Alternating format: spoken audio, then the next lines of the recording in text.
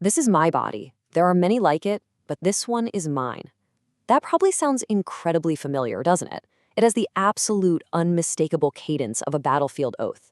But notice the shift here. We aren't talking about a weapon of war. We're literally talking about human biology. Welcome to this explainer. Today we're going to unpack a really remarkable ideological text that has taken a famous military creed and completely re-engineered it for a totally different kind of campaign. So we're going to be conducting a textual analysis of what's known as the Pronatalist Creed. Now, the modern pronatalist movement is focused heavily on encouraging reproduction to counter declining global birth rates. And this text serves as a fascinating lens into exactly how that ideology is being framed. We're going to impartially dissect this creed, explore its core themes, examine its direct and honestly surprising military inspiration, and even look at how it translates into different cultural contexts facing massive demographic shifts today. Section 1, the Pronatalist Creed. Let's jump right into the foundational text itself. The text establishes its baseline right out of the gate. My body is my greatest gift. It is my life. I must master it as I must master my life. Notice that phrasing. It's a really fascinating shift. It doesn't view the physical body merely as a vessel for personal enjoyment or self-expression, which, is a very common modern perspective. Instead, it frames the biological body as a purposeful entity.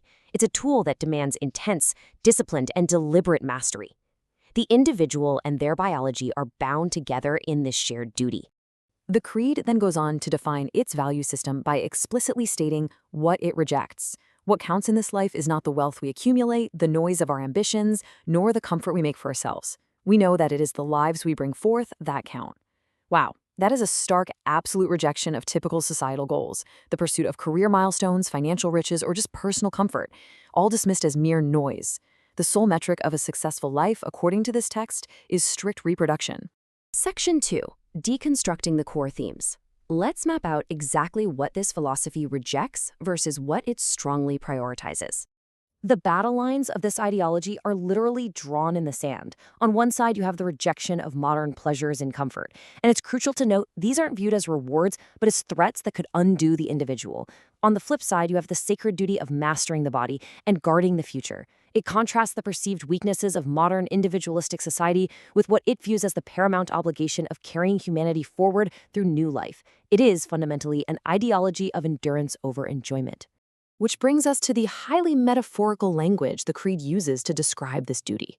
It states, "My body is sacred, thus I will master it as a temple. I will learn its rhythms and its strength, its needs and its limits, its seasons and its purpose." The text frames the human body as a sacred temple, intrinsically tied to natural rhythms and seasons. It actually mandates that the individual must fiercely guard this temple against the ravages of neglect and despair. So it elevates the act of maintaining physical readiness for reproduction into a massive spiritual and communal obligation. Section 3, the military inspiration. Let's look at the exact source material for this cadence. Now, here is where it gets really wild. The Pronatalist Creed does not hide its origins at all. It directly cites the United States Marine Corps Rifleman's Creed as its template. For a little context, the Rifleman's Creed was written during World War II and is this foundational military oath. It emphasizes a Marine's total mastery of, and unbreakable psychological bond with, their rifle for the purpose of warfare. So what we are witnessing is the deliberate, astonishing adaptation of a vow of military devotion straight into the biological realm. Just listen to the structural mirroring here. The original military text goes, "This is my rifle. I must master it." The pronatalist adaptation, "This is my body. I must master it." The syntax is literally identical, but just by substituting the word rifle with body, the entire domain of the oath shifts. Where the Marine speaks of mastering their weapon for physical combat on a battlefield, the pronatalist speaks of mastering their physical body for reproduction in a demographic struggle. And look at how the metrics of success get swapped.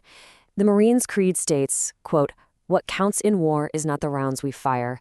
We know that it is the hits that count." Total focus on the lethal efficiency, right? The pronatalist text mirrors this rhythm beautifully but completely flips the objective. Quote, "What counts in this life is not the wealth we accumulate, it is the lives we bring forth that count." It borrows the militant certainty of a soldier aiming at a target and applies it directly to the demographic objective of bringing new life into the world. Even the identified threats are perfectly parallel. A soldier vows to guard their rifle against the physical ravages of weather and damage because, well, a rusted rifle is useless. In the adapted text, the pronatalist must guard their body and household against the ravages of neglect and despair. It beautifully translates the physical wear and tear of a weapon into the psychological, cultural, and societal threats that might weaken a family unit or discourage childbearing. It's just a fascinating rhetorical translation. Section 4. Cross-cultural linguistics. Of course, declining birth rates are not just a Western phenomenon. Some of the steepest demographic cliffs are happening right now in East Asia. Which brings us to生育信条, the Pronatalist Creed translated into classical poetic literary Chinese. Now, this is absolutely crucial. This wasn't converted into conversational Mandarin, the kind used in everyday life or on social media. It was deliberately adapted into an ancient, highly stylized format. In the context of the severe demographic crisis in East Asia, that linguistic choice is incredibly calculated. Observe how that stark, militaristic opening translates. It reads, Si wu chu ye, yu do ze yu zi si, ranwei tser shu wo. Now, to a reader of Chinese, this formal, ancient linguistic register instantly evokes the tone of historical edicts, dynastic records, or foundational philosophical texts. By using classical phrasing, this modern text is immediately imbued with a profound sense of historical and literary weight. It completely elevates the call for reproduction from a modern government policy to something that feels timeless and deeply rooted in ancestral duty.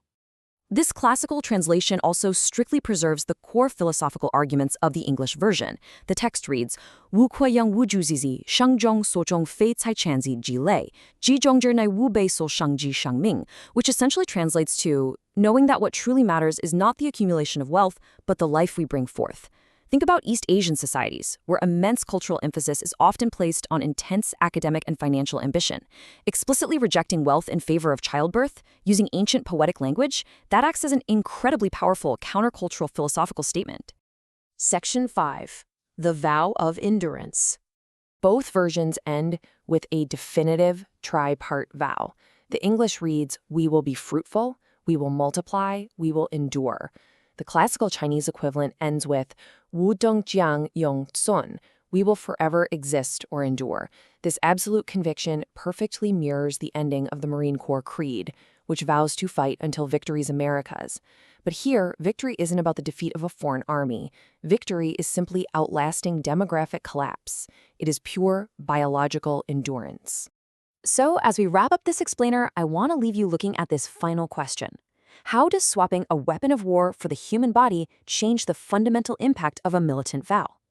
By taking the fierce, unyielding structure of a soldier's oath and applying it to childbirth and family, the authors of the Pronatalist Creed have essentially re-engineered words meant for a battlefield into a sweeping philosophy of biological survival.